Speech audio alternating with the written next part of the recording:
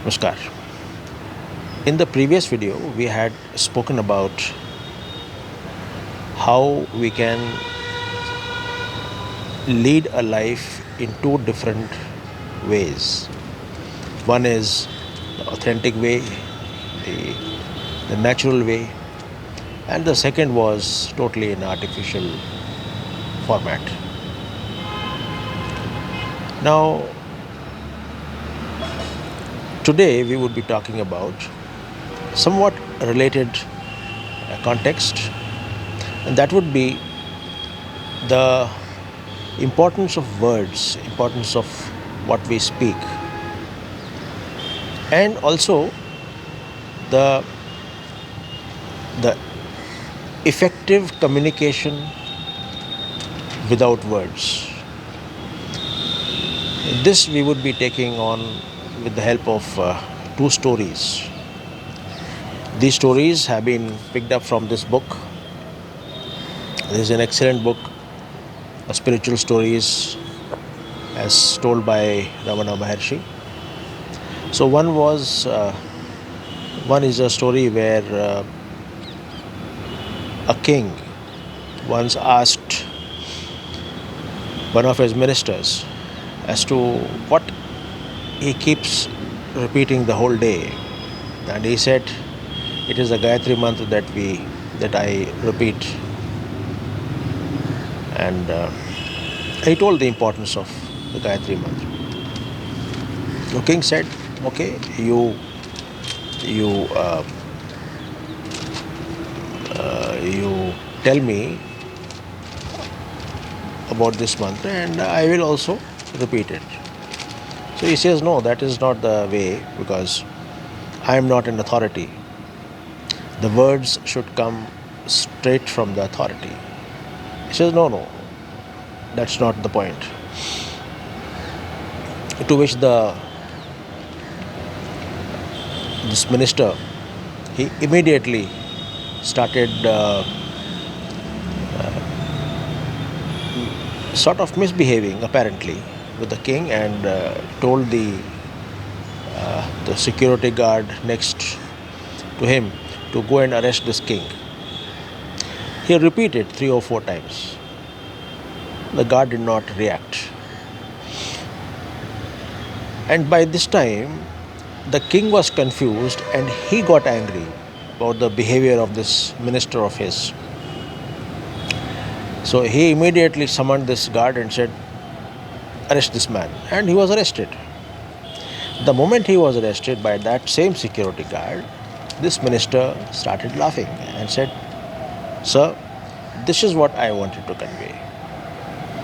Here, the command that both of us gave was the same.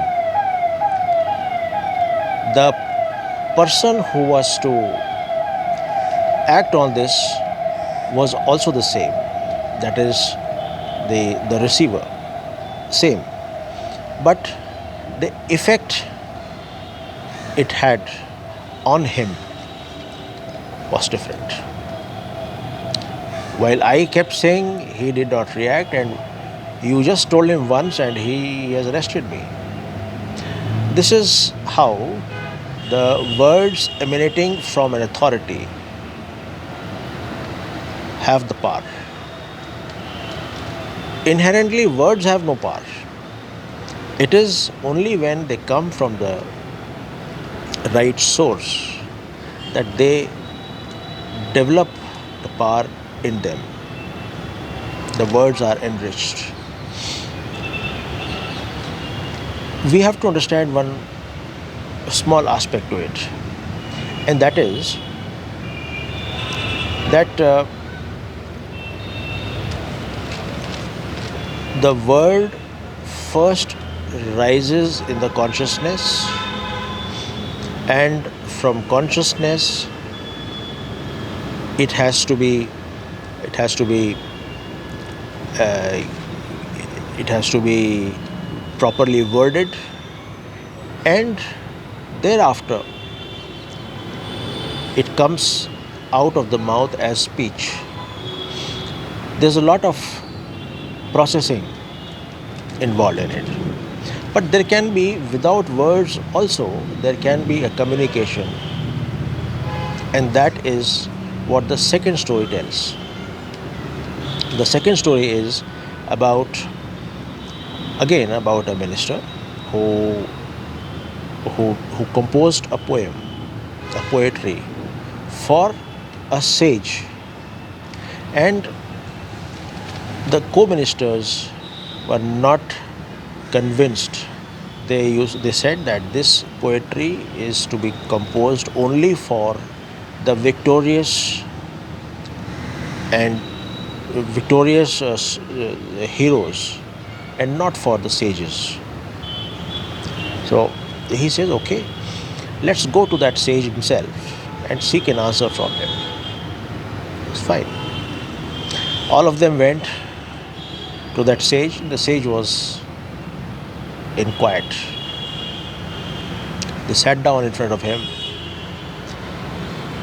and this way they spent around 3 to 4 days.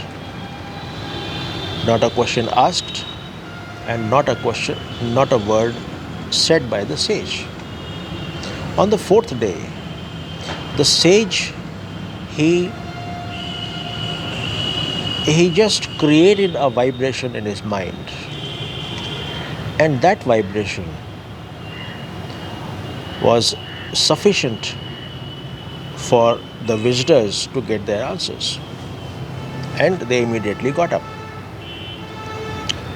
So this poet, he asked them, what about your questions? And these people said, no, we don't have any questions. You can go ahead with your composition. So this is the power of silence. The words, if they come out of the mouth, they should be from an authority. Anybody speaking anything would not matter. But if there is a need, if there is no need, one should be silent, because the silence also conveys a lot of messages.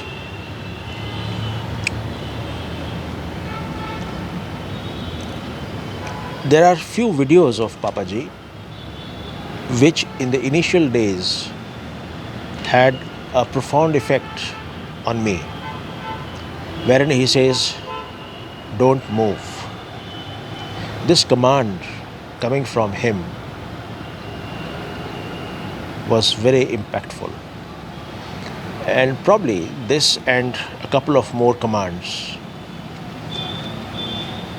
they helped me in my journey of whatever I have traveled. So this is what about the words and the silence. Thank you.